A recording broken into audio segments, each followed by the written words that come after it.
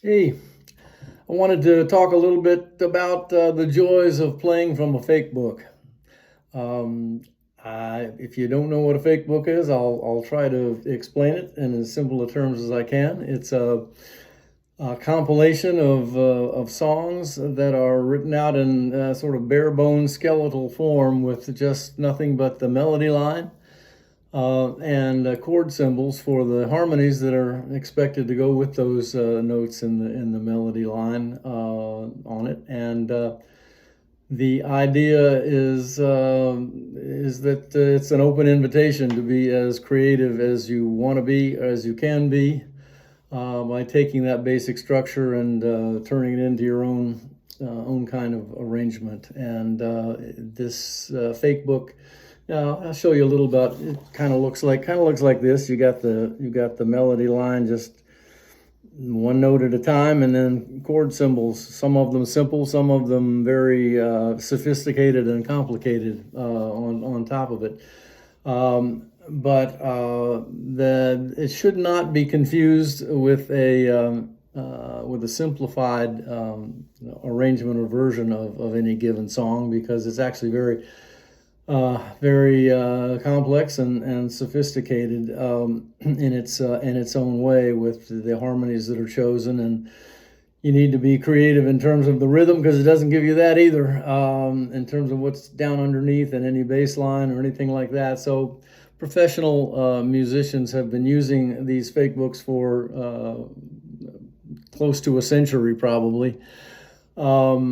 In the early days, writing it out by hand, and later on some lousy Panafax machines and everything else to sort of pass them around, kind of under the counter, as it's been described. Because the thing was, I don't say the thing is, but the thing was, it was illegal to have this music and use it. It wasn't really publishable at all, because it did not have a license to engage in publishing these songs in any kind of arrangement, even this sort of sketchy skeletal kind. And most often throughout the decades, it didn't even give credit to the composer or the lyricist for the songs. And so it was something that got almost like it was contraband. It would be passed around by musicians who would use it, but were not able to sort of be out in the open for sharing it beyond who they could trust, I guess. Anyway, that all kind of changed in maybe the 70s, but probably more into the 80s, when certain publications came out with what were called illegal fake books. And so it was still the same concept, but they went to the trouble of getting licenses to publish the music, and gave proper credit to the authors of the music and the lyricists, because some of them had the lyrics printed in them, some didn't. So it was out in the open with fake books, and professional musicians, as I say, have relied on them and developed their arrangements accordingly, but often substituted their own kind of fancy jazz chords or what it might be for something simple. And so the earlier fake books just had the chord symbols that came out with the originally published sheet music. Along came in, I want to say, the 80s, a set of books called real books. There was first something called the legal fake book that did what I said.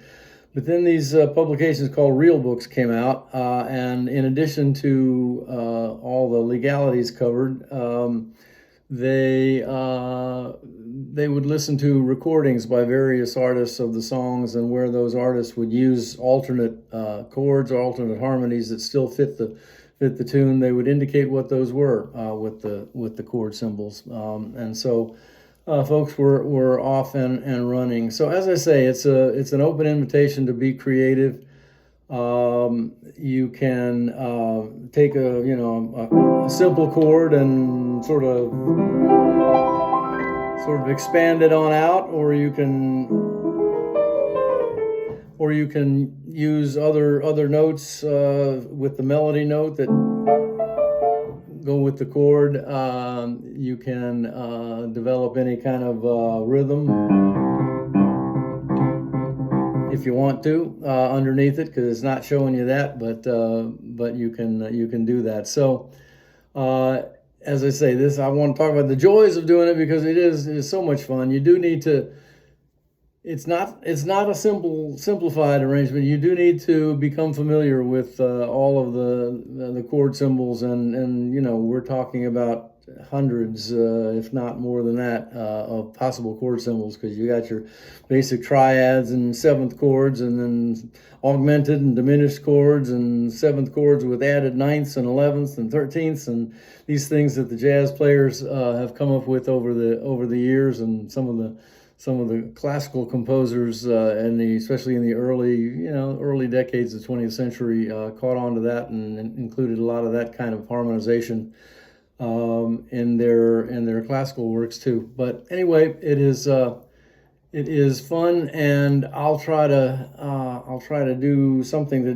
demonstrate a little bit of the possibilities of sort of doing on the spot arrangements. And usually when you do these, you're never going to be doing it the same way twice, but that's what makes it fun. I'm going to try to do a song, Pennies from Heaven, which is, you know, a standard that most people know, and kind of show you what you can do with it, armed with only that basic melody and harmony structure. So I'll try to sing the lyrics.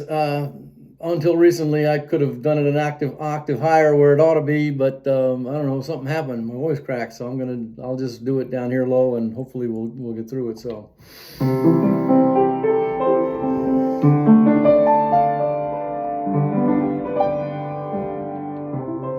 Every time you see, I started an octave higher. I'm going to go down low. Every time it rains, pennies from heaven. Don't you know each cloud contains pennies from heaven? You will find your fortune falling all over town. Be sure that your umbrella is upside down. Trade them for a package of sunshine and flowers. If you want the things you love, you must have showers. So when you're hearing thunder, don't run under a tree. There'll be pennies from heaven for you and me. Or you can jazz it up by